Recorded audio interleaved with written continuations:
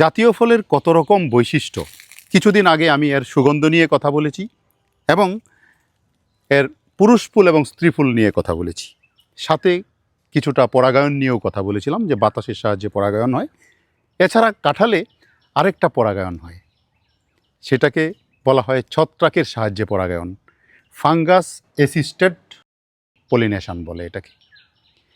অর্থাৎ কাঁঠালের পুষ্পায়ন যখন ঘটে তখন পুরুষ ফুলে রাইজোফাস আর্টোকার্পি নামক এক ধরনের আকর্ষণীয় ছত্রাক জন্মায় ওখানে। এই ছত্রাকটা করে কি, ওখানে স্পোর উৎপন্ন করে এবং স্পোরগুলিকে সে বাতাসে ছড়িয়ে দেয়। ছড়িয়ে দেওয়ার সময় স্পোরের সাথে কাঁঠালের পরাগরেণু কাঁঠালের স্ত্রী ফুলে যেয়ে পতিত হয়ে পরাগায়ন ঘটে।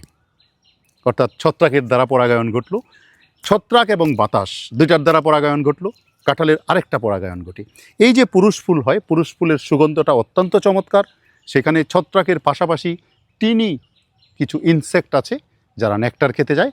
এই যে টিনি ইনসেক্টগুলি তখন করে কি, এখান থেকে নেকটার খেয়ে হেঁটে হেঁটে ধীরে ধীরে বা উড়ে গিয়ে স্ত্রী ফুলে বসে এবং তখন সেখানে পোলেন গ্রেইনটা পরাগ মিলনের জন্য স্ত্রী ফুলের গর্ভমুণ্ডে পতিত হয়ে পরাগায়ন ঘটে যায়। কি চমৎকার মেকানিজমটা দেখছেন! একটা কাঁঠালের পরাগায়নটা ঘটাচ্ছে ছত্রাক, বাতাস এবং সামান্য ছোটো ছোটো পোকা।